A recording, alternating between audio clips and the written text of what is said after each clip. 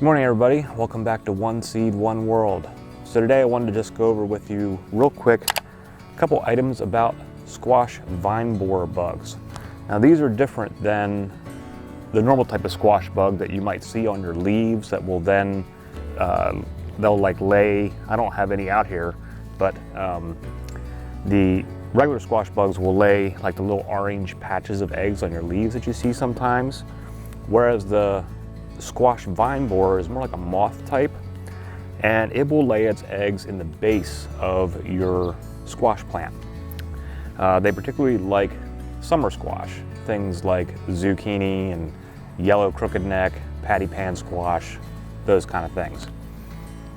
They will get in and lay their eggs in the base of your squash plant. So here I've got my zucchini, which has been affected. I've already lost a couple plants to them this year. But they'll lay their eggs on the, so that they're on the inside of your plant. And then when the larva hatches, it will then basically eat your plant from the inside out, which will then of course kill off your plant. It will slowly eat it off, or slowly kill it off.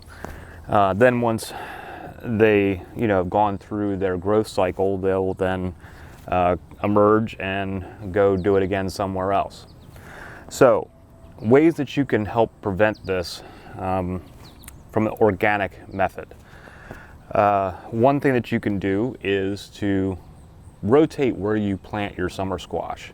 Because they will overwinter in the soil, a lot of times they will go for areas where they find their food source.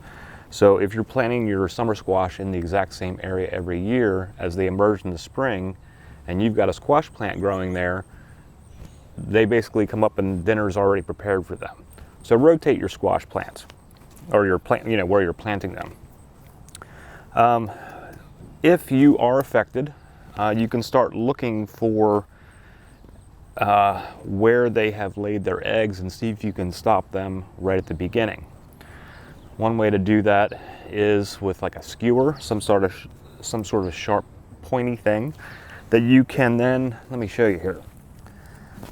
This plant's pretty far gone. There's areas that have been eaten away, but what you'll see is before it gets this bad, there'll be like a little brown spot, kind of like that, where the egg has been laid. And if you can catch it after it hatches, there'll be a worm in there. So you can take your skewer and just stab it through the middle of the plant. The plant would be able to recover from that, but in doing that, you'll catch and stab and kill the larva that's in there. And let me see if I've got some larvae in here actually. This one's already been eaten away so bad that I don't think I'm gonna find anything. This one may have already hatched. I'm way behind in taking care of this. Maybe you can see here, you see how eaten away this is, where they have eaten right down into the roots. So, if it's gotten this bad, you're gonna wanna get rid of the whole plant and just take this out of here so that it's not a place that they wanna stay if they come back to lay eggs again. Maybe see how that has completely destroyed the inside of your plant going down into the root. There's like nothing left in there. They've just eaten it all away. You can see here, that's the butt end of one that has eaten into this tiny zucchini, feeding away on the plant. And he's already destroyed the plant for the most part.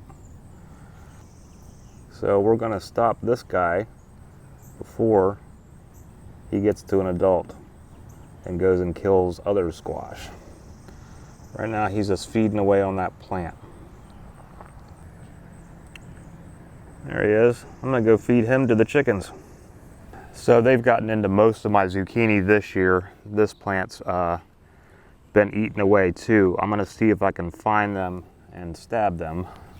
If I can't, then I'm just going to remove the plants. I have succession planted to start some new ones. That's the next thing that you can do is sometimes you're going to get it where you miss them, or your plant's too far gone by the time that you find them.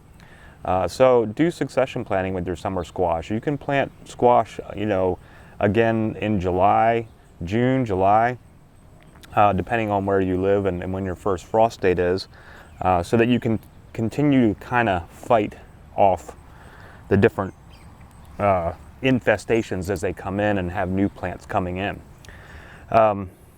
You can also plant a sacrificial plant. One of the vine borer's favorite foods are Hubbard squash. So if you have room where you can plant a Hubbard squash, that might attract them to go to that instead. Let them work on that and kill that off, and maybe they'll leave your zucchini alone. So that's something else that you can do. Now, there are some other methods that people have used where they will wrap the base of their plant in some tin foil or cover it in dirt. I think other people have used stockings. I haven't tried these methods, but these are different ones that I've read about working for some people. Because the vine borer likes to go at the base of the plant, if you can protect the base of the plant from them being able to get in there and lay their eggs, sometimes that can help. Sorry, there's a lot of gnats out here this morning. You can also do a row cover initially for any early vine borers that are out. But of course, you're going to have to remove that row cover to let the pollinators in, otherwise you won't get any squash. Unless you're going to do all hand pollination. I guess you could do it that way, but that's a lot more work. It's easier to let Mother Nature do it, but you have to fight against the vine borers.